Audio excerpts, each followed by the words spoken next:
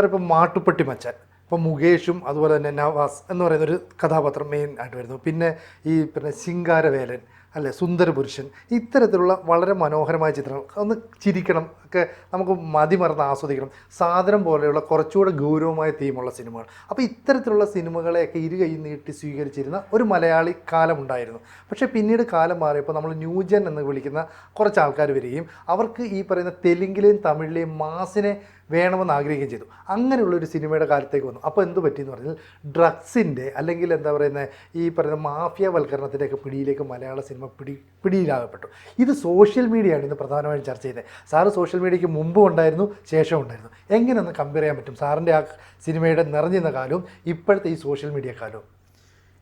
ഇത് കൃത്യമായി വിശകലനം ചെയ്താൽ ഇപ്പോൾ സിനിമ കാണുന്നത് ചെറുപ്പക്കാരാണല്ലോ. അതെ, ഒരു 30 വയസ്സിന് താഴെയുള്ള ആളുകളിൽ നിന്ന് വേണമെങ്കിൽ പറയാം, പ്രേക്ഷകർ.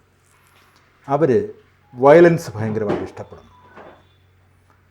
അതിനുവേണ്ടി ഒരുപാട് റിസർച്ചൊക്കെ നടത്തുന്നുണ്ട് പലരും. എന്തുകൊണ്ടാണ് ഇവരിങ്ങനെ വയലൻസ് ഇഷ്ടപ്പെടാൻ കാരണം? അതിന് വീഡിയോ ഗെയിമിനെ കുറ്റം പറയുന്നുണ്ട്.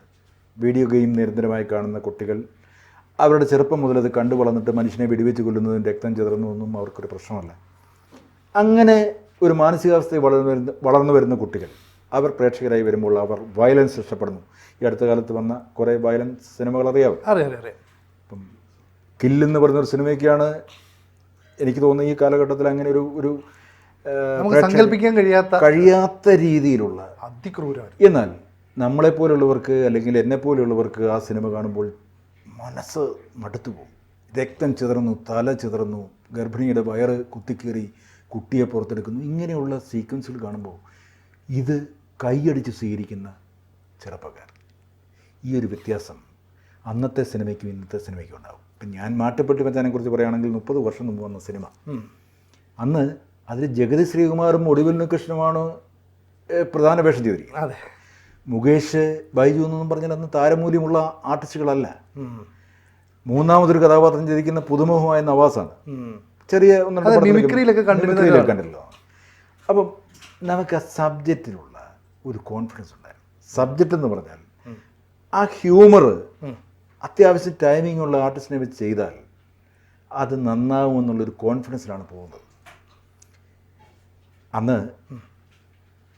ശ്രീലക്ഷ്മിയാണ് നായിക. അതെ, ശ്രീലക്ഷ്മി 8 സിനിമയിൽ അഭിനയിച്ച് 8 സിനിമയും പരാജയപ്പെട്ടിട്ട് 9ാമത്തെ സിനിമയിൽ അഭിനയിക്കാൻ വരെ എന്നോട് പറഞ്ഞു, അൺലക്കി ആർട്ടിസ്റ്റാണ്, ഇടരുത്. മാർത്താണ്ഡം എന്ന് പറയുന്ന സ്ഥലത്താണ് ഷൂട്ടിങ്. ട്രിവാൻഡ്രത്ത് മാർത്താണ്ഡം, നാഗർകോവിലിനടുത്ത്. മാർത്താണ്ഡത്ത് ഷൂട്ട് ചെയ്തിട്ടുള്ള ഒരു സിനിമയും ഓടിയിട്ടില്ല. അൺലക്കി പ്ലേസാണ്, അവിടെ പോകരുതെന്ന് പറഞ്ഞു.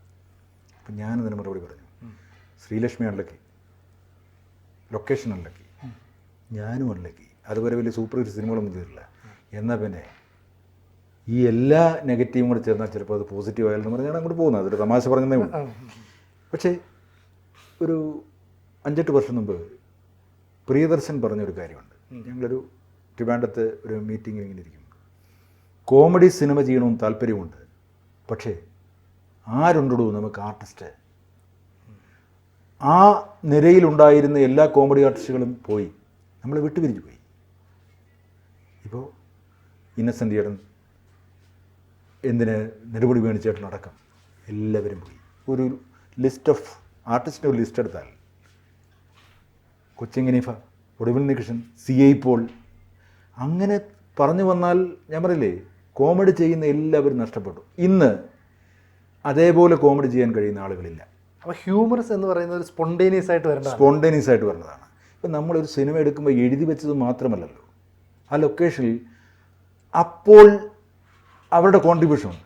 കൈനിടാം. ആർട്ടിസ്റ്റുകളെ നമുക്ക് ഇങ്ങനെ ചെയ്താൽ നന്നാവില്ലേ? അപ്പോൾ ഡയറക്ടർ പറയും അതിൻ്റെ കൂടെ ഇതുകൂടെ കയറ്റി തന്നാം. ഇങ്ങനെ ഒരു കൊടുക്കൽ വാങ്ങലായിരുന്നു കോമഡി സിനിമകളുടെ പിന്നിൽ നടന്നിരുന്നത്. അങ്ങനെ കോൺട്രിബ്യൂട്ട് ചെയ്യാനുള്ള ആർട്ടിസ്റ്റുകളില്ല.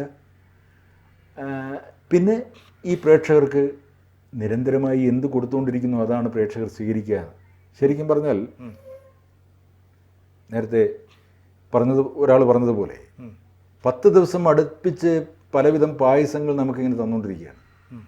11ാമത്തെ ദിവസം നമുക്ക് ആ മനുഷ്യരോട് സ്നേഹം തോന്നും, പായസം ആഗ്രഹിക്കുക എന്ന് പറഞ്ഞതുപോലെ കൊടുക്കുന്ന സിനിമകൾ എത്തരത്തിലുള്ളതാണോ അത് തന്നെ സ്വീകരിക്കാൻ തുടങ്ങും, അത് തന്നെ ഇഷ്ടപ്പെടാൻ തുടങ്ങും. അതാണ് ഇന്നത്തെ പ്രേക്ഷകർക്ക് സംഭവിച്ചിരിക്കുന്നതാണ് എനിക്ക് തോന്നുന്നത്. അപ്പോൾ പിന്നെ സിനിമ ഉണ്ടാക്കുന്നവർ എന്ത് ചെയ്യും? അവർക്ക് വേണ്ടി സിനിമ ഉണ്ടാക്കാനായി. അപ്പോൾ അതിനകത്തൊരു കഥയേക്കാൾ ഉപരി എത്രത്തോളം വയലൻസ് ഉണ്ട്, എത്ര ഫൈറ്റുണ്ട് എന്ന് പറയുന്ന ഒരു രീതിയിലേക്ക് ചിന്തിച്ച് തുടങ്ങി. ആ ഫൈറ്റ് തന്നെ പണ്ട് കാലത്ത് ഫൈറ്റൊക്കെ ഉണ്ടായിരുന്നു, പക്ഷെ ഇന്നതല്ല. ഇന്ന് വടിവാളും തോക്കും ഇല്ലാത്ത ഏത് സംഘടനകളുള്ളത്? വെട്ടിക്കൊലപ്പെടുത്തുക, വെട്ടിച്ചെതറുക, തല ചെതറുക, അല്ലേ? അതെ അതെ. ആ ഒരു ഭീകരത അത് ആസ്വദിക്കുന്നുണ്ടെങ്കിൽ മലയാളിയുടെ അല്ലെങ്കിൽ ആ പ്രേക്ഷകരുടെ മനസ്സിനെന്തോ സംഭവിച്ചിട്ടുണ്ട്. അവരിൽ നിന്ന് കരുണയും ദയയും ഒക്കെ നഷ്ടപ്പെട്ടു പോയിരിക്കുന്നു എന്ന് വേണം വിചാരിക്കാൻ. പക്ഷേ ഈ ആക്ടേഴ്സിനെ മാറ്റിമറിക്കാനായിട്ട് സംവിധായകർക്കൊരു കഴിവുണ്ടായിരുന്നു. സദൈവ് എന്ന സിനിമയ്ക്കകത്ത് മോഹൻലാലിൻ്റെ കുറേ ആത്മസംഘർഷങ്ങൾ, ഇനി അടുത്തൊരു സുന്ദരപുരുഷൻ, അതിലേക്ക് പോകുമ്പം സുരേഷ് ഗോപിയുടെ കുറേ തമാശകൾ. അപ്പോൾ നടന്മാരെ അങ്ങോട്ടും ഇങ്ങോട്ടും ഒക്കെ മാറ്റിമറിക്കിയ സംവിധായകർ. പക്ഷേ ഇപ്പോൾ അങ്ങനെയല്ല. ചില സംവിധായകർ ഒരേ ടോണിലുള്ള ചിത്രങ്ങൾ മാത്രം എടുക്കും. അവരുടെ ചിത്രങ്ങൾ മുഴുവൻ അധോലോകമാണ്, ഇവരുടെ ചിത്രങ്ങൾ മുഴുവൻ മാസാണ്. എന്താണ് അങ്ങനെ മാറുന്നത് സംവിധായകർ? അതെ, അത് സംവിധായകർ. ഇപ്പം ഞാൻ എൻ്റെ ആദ്യ സിനിമ എന്ന് പറയുന്നത് ടി റസാക്ക് സ്ക്രിപ്റ്റ് എഴുതിയ എൻ്റെ ശ്രീകുട്ടിക്ക് എന്ന് പറഞ്ഞ സിനിമയാണ്. മാനവ് എന്നായിരുന്നു എൻ്റെ ആദ്യത്തെ പേര്. പിന്നെ ഡിസ്ട്രിബ്യൂട്ടറുടെ നിർബന്ധപ്രകാരം അവസാനം എൻ്റെ ശ്രീകുട്ടിക്ക് എന്നൊരു പൈങ്കിളി പേരിലേക്ക് ഇടേണ്ടി വന്നു. അതിന് നവാഗത പ്രതിഭ അവാർഡൊക്കെ കിട്ടിയത്. ആ സിനിമയിൽ മുകേഷ് വളരെ സീരിയസ് കഥാപാത്രമാണ്. ഒരു നക്സൽ പ്രസ്ഥാനത്തിൻ്റെ കൂടെ പോയിട്ട് തിരിച്ചു വരുന്ന ഒരു ചെറുപ്പക്കാരൻ്റെ വേഷം. അന്ന് മുകേഷ് കോമഡി നിരന്തരമായി ചെയ്തുകൊണ്ടിരിക്കുന്ന കാലമാണ്. അപ്പോഴാണ് ഞാൻ അങ്ങനെ ഒരു കഥാപാത്രം കൊടുത്തത്. അതേപോലെ തന്നെ സുരേഷ് ഗോപി ആക്ഷൻ ഹീറോ ആയിട്ട് തിളങ്ങി വരുമ്പോഴാണ് ലോഹിതദാസൻ സ്ക്രിപ്റ്റിൽ ഞാൻ ഡയറക്റ്റ് ചെയ്ത സാദരം വരുന്നത്. തികച്ചും ഒരു കുടുംബസ്ഥനായ, ഒരു ലാലു അലക്സിൻ്റെ അനിയനായ, കൃഷിക്കാരനായ ഒരു കഥാപാത്രം. അതെ. അപ്പോൾ അതന്ന് വ്യത്യസ്തമായിരുന്നു. അപ്പോഴാണ് വീണ്ടും സുരേഷ് ഗോപിക്ക് ആക്ഷൻ ചെയ്യുന്നുണ്ട്. ഇപ്പോൾ സുരേഷ് ഗോപി തന്നെ പറഞ്ഞു, ഷാജി കൈലാസ്, വിജയ് തമ്പിയൊക്കെ എൻ്റെ ആക്ഷൻ സിനിമകൾ ചെയ്യുന്നുണ്ട്, കുടുംബചിത്രങ്ങൾ ചെയ്യാൻ ചിലരുണ്ട്, നിങ്ങൾ കോമഡി ചെയ്യുന്ന ആളല്ലേ. അപ്പോൾ ഞാൻ മാട്ടുമാട്ടി വെച്ചാനൊക്കെ കഴിഞ്ഞിരിക്കും, എന്നെ വെച്ചൊരു കോമഡി കഥാപാത്രം ആലോചിച്ചുകൂടെ? ഞാൻ പറഞ്ഞു തീർച്ചയായിട്ടും ചെയ്യാം. അങ്ങനെയാണ് സുന്ദരപുരുഷനിലേക്ക് വരുന്നത്. സുന്ദരപുരുഷൻ ശരിക്കും പറഞ്ഞാൽ ദിലീപ് ചെയ്യാൻ വേണ്ടി കമ്മിറ്റ് ചെയ്ത് വെച്ചിരുന്നതാണ്. ഉദയനോട് സിബിയോട് ഞാൻ ആ സബ്ജക്റ്റ് ചെയ്യുന്നു എന്ന് പറഞ്ഞതാണ്. അപ്പം ഞാൻ ദിലീപിനെ വെച്ച് ഉദയവർ സുൽത്താൻ ചെയ്തുകൊണ്ടിരിക്കുമ്പോഴാണ് ഉദയനോട് സിബിയോടും പറഞ്ഞത് ഞാൻ ചെയ്യുക ആ സബ്ജക്റ്റ്, അവരുടെ ഈ നേരത്തെയുള്ള സബ്ജക്റ്റാണ്. അപ്പോൾ ദിലീപ് തന്നെ ഇന്ന് തീരുമാനിക്കുന്നു. ദിലീപ് അപ്പോൾ അഭിനയിച്ചുകൊണ്ടിരിക്കുക. പക്ഷേ ദിലീപിൻ്റെ ഡേറ്റ് കിട്ടാനുള്ള ബുദ്ധിമുട്ട് വന്നപ്പോൾ സമയം വൈകും. അപ്പോഴാണ് സുരേഷ് ഗോപി പറയുന്നത്, അപ്പം പിന്നെ നമുക്ക് ഈ സബ്ജക്റ്റ് സുരേഷ് ഗോപിക്ക് വേണ്ടി ചെയ്യാം. എല്ലാവർക്കും ഒരു ഭയം ഉണ്ടായിരുന്നു. ഞാൻ പറഞ്ഞു ചെയ്യിച്ചെടുക്കാം. സുരേഷ് ഗോപി വൃത്തിയായി ഭംഗിയായി അതിനകത്ത് അഭിനയിച്ചു. പക്ഷേ ഇപ്പോഴും ആ സിനിമ കാണുന്നവർ പറയും അത് ദിലീപോ ജയറാമോ ആയിരുന്നെങ്കിൽ ചിലപ്പോൾ ഇതിനേക്കാൾ ഓടിയേനെ. ഞാനത് വിശ്വസിക്കുന്നില്ല. ഒരു നടൻ അയാൾ എത്രത്തോളം വ്യത്യസ്തമായി ചെയ്യുന്നു എന്നുള്ളതാണ് കാര്യം. അതെ. നിരന്തരമായി ചെയ്തു പോരുന്ന ഒരു ആർട്ടിസ്റ്റ് അതേപോലെ ഒരു കഥാപാത്രം ചെയ്യുന്നതിൽ വലിയ കാര്യമില്ല. ഇപ്പോൾ സുരേഷ് ഗോപി ഒരു ആക്ഷൻ പടം ചെയ്യുമ്പോൾ അത് തന്നെ ഞാനും ചെയ്തിട്ട് വലിയ കാര്യമില്ല. അതുകൊണ്ടാണ് അങ്ങനെ ഒരു പരീക്ഷണം നടത്തി നോക്കിയത്. പക്ഷേ ഇന്നത്തെ ഈ പറയുന്ന സംവിധായകർ എന്തുകൊണ്ടാണ് ഇത്തരം ഈ ന്യൂജന് വേണ്ടിയിട്ടാണ് ഞങ്ങൾ സിനിമ എടുക്കുന്നത്, അവിടെ നായികയ്ക്ക് പ്രാധാന്യമില്ല, അല്ലെങ്കിൽ അമ്മ കഥാപാത്രങ്ങൾക്ക് പ്രാധാന്യമില്ല, മാസ് സിനിമ മതി എന്നുള്ളൊരു തലത്തിലേക്ക് അവരെന്താ മാറി ചിന്തിക്കുന്നത്? അതെ, മലയാളത്തിലെ ഒരു യുവതലമുറയ്ക്ക് ഒരുപാട് തെറ്റിദ്ധാരണകളുണ്ട്. ഇപ്പോൾ 92 വയസ്സായ സ്പിൽബർഗ് സിനിമ ചെയ്യും, അത് ജനങ്ങൾ സ്വീകരിക്കുകയും ചെയ്യും. തമിഴിലെ മണിരത്നം എത്ര വയസ്സായി? ഏകദേശം 70 വയസ്സായി. അദ്ദേഹം ഇപ്പോഴും സിനിമ ചെയ്യുന്നു, ജനങ്ങൾ സ്വീകരിക്കാൻ തയ്യാറാണ്.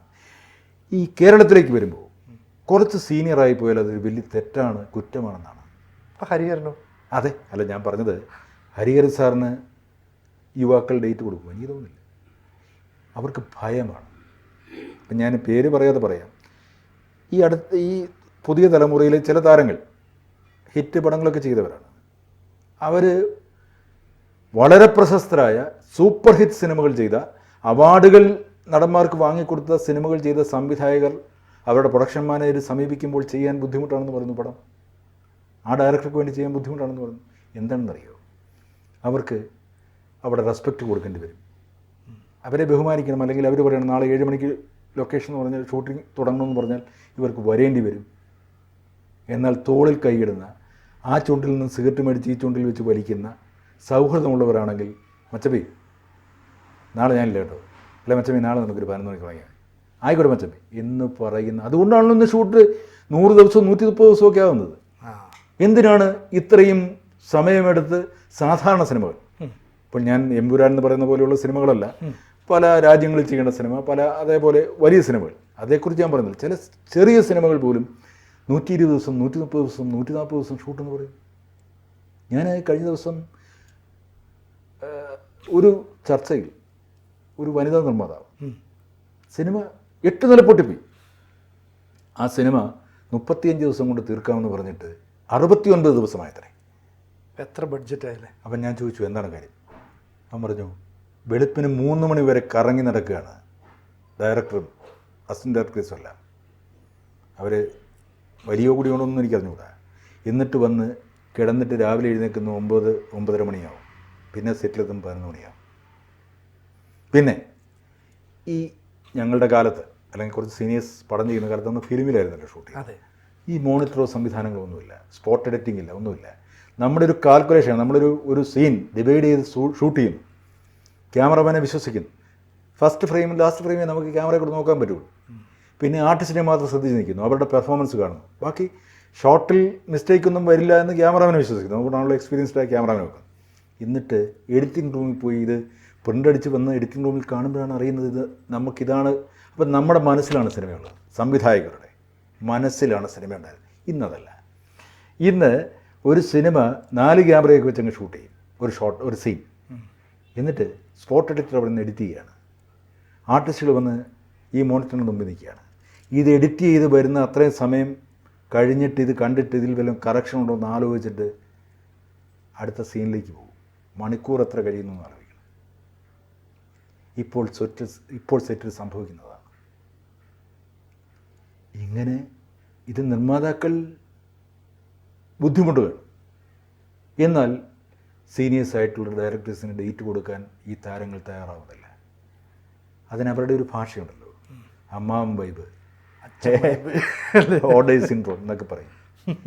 എന്നാൽ രാഷ്ട്രീയത്തിലൊന്നുമില്ല. 78 വയസ്സായാലും രാജ്യം ഭരിക്കാൻ അവർ മിടുക്കരാണെന്ന് ഇവർ പറയും.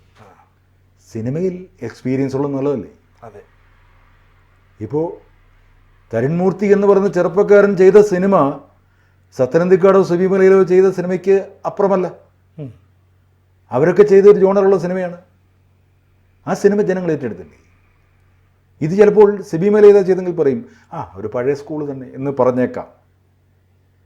ഇതിങ്ങനെ മനുഷ്യരുടെ, അത് ഞാൻ പറയുന്നത് പ്രേക്ഷകരെ ഞാൻ കുറ്റം പറയുന്നില്ല. പ്രേക്ഷകർ ഏത് സിനിമയും നല്ലത് കണ്ടാൽ സ്വീകരിക്കാൻ തയ്യാറാണ്. ഈ സിനിമാ രംഗത്ത് തന്നെ വന്ന് പറ്റിയിട്ടുള്ള ഒരു ന്യൂജൻ സമൂഹമുണ്ട്.